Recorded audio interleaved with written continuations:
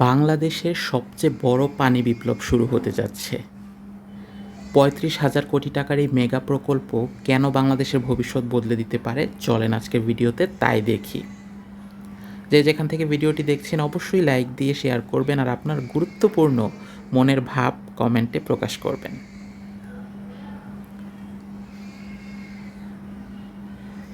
আজকে বাংলাদেশের জন্য ঐতিহাসিক একটা দিন, কারণ বাংলাদেশ সরকারের একনেক সভায় অনুমোদন পেয়েছে দেশের অন্যতম বড় ও গুরুত্বপূর্ণ মেগা প্রকল্প পদ্মা ব্যারেজ প্রকল্প। প্রায় ৩৫,০০০ কোটি টাকার এই প্রকল্পকে বলা হচ্ছে বাংলাদেশের মাস্টার মাইন্ড প্রকল্প, কারণ একটি প্রকল্প বদলে দিতে পারে দেশের দক্ষিণ পশ্চিমাঞ্চলের পানি ব্যবস্থা, কৃষি, নদী, সুন্দরবন এবং পুরো অর্থনীতিকে। এগুলো তো বই খাতার কথা, আমার মনের ভাবটা দেখেন, আমি কিন্তু খুবই খুশি। কারণ যেহেতু এই প্রকল্প ভিত্তিক আপনাদেরকে বিভিন্ন আপডেটস সরেজমিনে ঘুরে দেখানো, তার জন্য আসলে আমার মনের আমি সেই মনস্ক মানুষ যে দেশের উন্নয়ন প্রকল্প নতুন কিছু হলে, যুগান্তকারী অনেক কিছু হলে আর কি, যেটা আমাদের দীর্ঘমেয়াদী সুবিধা দেবে, আমার খুব ভালো লাগে। বলতে পারেন এই দিক থেকে দেশপ্রেম বা এটা অনেক অনুভব করি। প্রকল্পের মূল পরিচয় যদি আমরা বলি, এভাবে বলা যায় যে এটা শুধু একটা ব্যারেজ না, এটা মূলত বাংলাদেশের দীর্ঘমেয়াদী পানি ব্যবস্থাপনার একটা মাস্টার প্ল্যান। বাংলাদেশ বহু বছর ধরে শুষ্ক মৌসুমে পানির সংকটে ভুগছে। বিশেষ করে দক্ষিণ পশ্চিমাঞ্চলে নদী শুকিয়ে যায়, খাল বিচ্ছিন্ন হয়ে যায়, কৃষিতে পানি সংকট তৈরি হয়। এই পুরো সমস্যার দীর্ঘমেয়াদী সমাধান হিসেবেই কিন্তু আনা হয়েছে এই পদ্মা ব্যারেজ প্রকল্প। এটা কিন্তু অনেক আগে থেকেই চীনের সহায়তায় বা বিগত সরকারের আমল থেকে শোনা যাচ্ছিল, কিন্তু বর্তমানে এই তারেক রহমান, বর্তমান প্রধানমন্ত্রী, তার সময় এসে কিন্তু এটা প্রকল্প অনুমোদন হলো এবং আমরা ভবিষ্যৎ আগামী 7 বছরে এটা হবে এটাই শুনতে পাচ্ছি। সামনের দিনে তাকিয়ে থাকতে হবে। প্রকল্পের ব্যয় প্রায় ৩৫,০০০ কোটি টাকা, যা কিনা ওই যে প্রতি বছরে ৫,০০০ কোটি টাকা হলে ৫-৭টা ৩৫,০০০ কোটি টাকা। তো এবার হচ্ছে সবচেয়ে গুরুত্বপূর্ণ বিষয়, এই প্রকল্পটা সম্পূর্ণ বাংলাদেশ সরকারের নিজস্ব অর্থায়নে বাস্তবায়ন করা হবে নাকি, সেটা পরের বিষয় আমরা দেখব। আমরা মূল বিষয়গুলোতে দেখি কত মানুষ উপকার পাবে। দেখেন, যেমন পদ্মা সেতু হয়েছে, সেই অঞ্চলের মানুষের কিন্তু ভাগ্য বদলে গেছে। শুধুমাত্র সেই এমনিতে খালি চোখে দেখতে গেলে কিন্তু সেই অঞ্চলের মানুষের সুবিধা, দেশের অন্য অঞ্চলের মানুষ হয়তো সেই পদ্মা সেতু দিয়ে যাতায়াত করেও না, এরকমও লোক আছে। কিন্তু পুরো অর্থনীতিতে যেই সুবিধাটা হচ্ছে, এটা কিন্তু আপনার দীর্ঘমেয়াদে সারা দেশের মানুষই কিন্তু উপকারটা পায়, যে কোনো বড় প্রকল্প। তো এই প্রকল্পের মাধ্যমে আমরা দেখতে পাচ্ছি যে 24টা জেলা, প্রায় 7 কোটি মানুষ, বাংলাদেশে প্রায় 1/3 অঞ্চল উপকৃত হবে। ভাবতে পারছেন? বিশেষ করে কুষ্টিয়া, ফরিদপুর, যশোর, খুলনা, বরিশাল সহ দক্ষিণ পশ্চিমাঞ্চলের জেলাগুলো সবচেয়ে বেশি সুবিধা পাবে, কারণ এই অঞ্চলগুলো দীর্ঘদিন ধরে শুষ্ক মৌসুমে পানি সংকট ও নদী সমস্যায় ভুগছে। এবার আরেকটা পয়েন্ট, সেটা হচ্ছে ফারাক্কার প্রভাব কেন বারবার আসছে, এই কথাটা কেন উঠে আসছে। সরকারের বক্তব্য অনুযায়ী ফারাক্কা ব্যারেজের পর থেকেই বাংলাদেশের অনেক নদীতে শুষ্ক মৌসুমে পানির প্রবাহ কমে যায়। এর ফলে নদী শুকিয়ে যাওয়া, খরা, কৃষি সংকট, লবণাক্ততা বৃদ্ধি, জলাবদ্ধতা, এসব সমস্যা বাড়তে থাকে। পদ্মা ব্যারেজের মাধ্যমে সরকার মূলত এই ক্ষতি কমানোর চেষ্টা করছে। কিভাবে এটা কাজ করবে, কিভাবে পদ্মা ব্যারেজ কাজ করবে? মূল পরিকল্পনা হলো আপনার বর্ষাকালের অতিরিক্ত পানি সংরক্ষণ করা। বর্ষায় যে বিপুল পরিমাণ পানি আসে, তার একটা অংশ রিজার্ভারে ধরে রাখা হবে। এরপর শুষ্ক মৌসুমে সেই পানি বিভিন্ন নদী ও খালে প্রবাহিত করা হবে।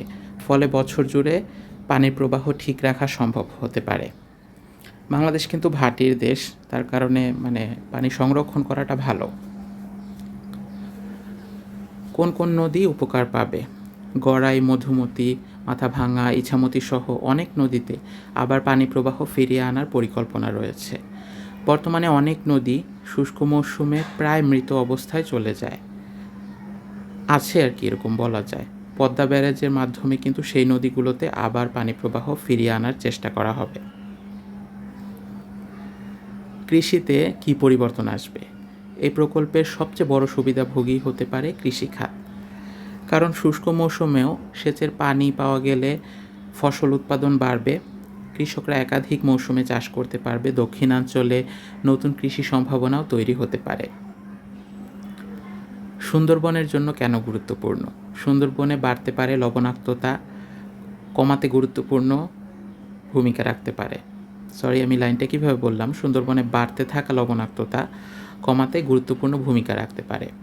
আসলে তথ্যগুলো আমি বিশ্লেষণ করে বিভিন্ন জায়গা থেকে দেখছি।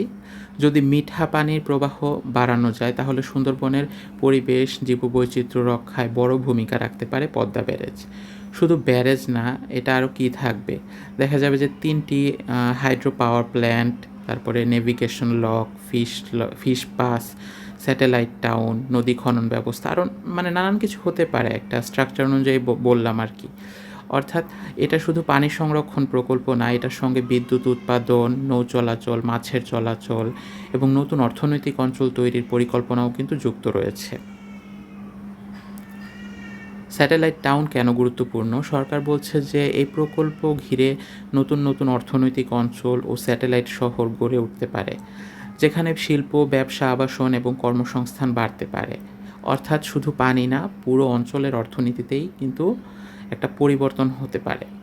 সরকারের সবচেয়ে বড় দাবি, সরকার বলছে এটি বাংলাদেশের ভবিষ্যৎ পানি নিরাপত্তার সবচেয়ে বড় প্রকল্প, কারণ ভবিষ্যতে পানি সংকট, জলবায়ু পরিবর্তন ও খরার ঝুঁকি আরও বাড়বে।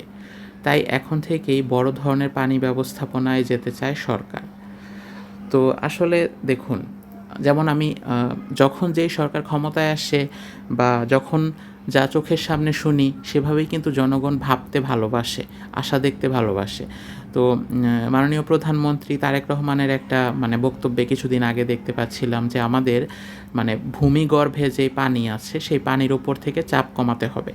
এটা কিন্তু আপনারা অনেকেই দেখেছেন কি না যে শহরাঞ্চলে যারা আমরা বসবাস করি, শুধুমাত্র ঢাকা শহর না, ঢাকার আশেপাশে আপনার অন্যান্য যেমন আমরা নরসিংদী থেকে ভিডিও শেয়ার করি, এরকম বড় বড় শহরগুলোতেও কিন্তু আপনার যেই পানির জন্য গভীর সাবমার্সিবল পাম্প বা গভীর কূপ থেকে কিন্তু আমরা পানি বের করছি মাটির নিচ থেকে।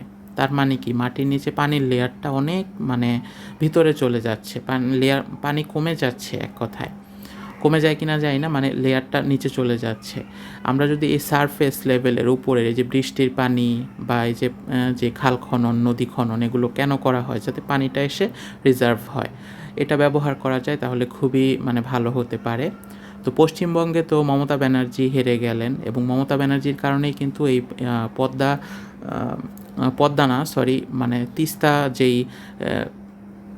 তিস্তা চুক্তিটা হয় নাই আর কি এতদিন। এখন ভবিষ্যতে কি হবে, পদ্মা নদীও একই সাথে, সব কিছু মিলিয়ে গুরুত্বপূর্ণ আসলে। তো পদ্মা সেতুর পরে এবারে পদ্মা ব্যারেজ বাংলাদেশে পানির উপরে নিয়ন্ত্রণ নিয়ে নতুন অর্থনৈতিক শক্তিতে রূপ নিতে যাচ্ছে কিনা এটা সামনের সময়ই কিন্তু বলে দিবে। তো দর্শক বন্ধুরা, আমার এ ধরনের ভিডিও করতে খুবই ভালো লাগে। এ ধরনের বলতে যখনই এ ধরনের কোনো আশাব্যঞ্জক কোনো কিছু দেখি যে আমাদের দেশে একটা এরকম প্রকল্প নেওয়া হচ্ছে যেটা সুদূর প্রসারী, আজকে মাত্র অনুমোদন পাশ হলো, যেমন ঢাকা সিলেট মহাসড়ক 6 লেন প্রকল্প, একটা সময় কিন্তু অনুমোদন পাশ হয়, তার অনেক পরে কাজ শুরু হয়। বাংলাদেশের চিত্রটা আর কি কিছুটা এরকম যে একটা প্রকল্প অনুমোদন হওয়াটা একটা প্রথম ধাপ, তারপরে অনেক পরে কাজ শুরু হওয়া, বা সরকার আমাদের যেরকম আশা দেখাচ্ছে, আমরা আশা করি আমরা ভালো কিছু পাবো।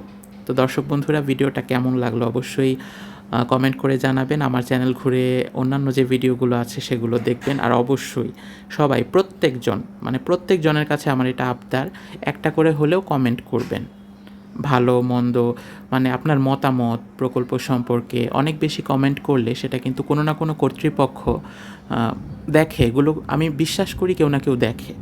ভালো থাকবেন সবাই, ভিডিওটা থেকে এখানেই বিদায় নিচ্ছি। আসসালামু আলাইকুম সবাইকে।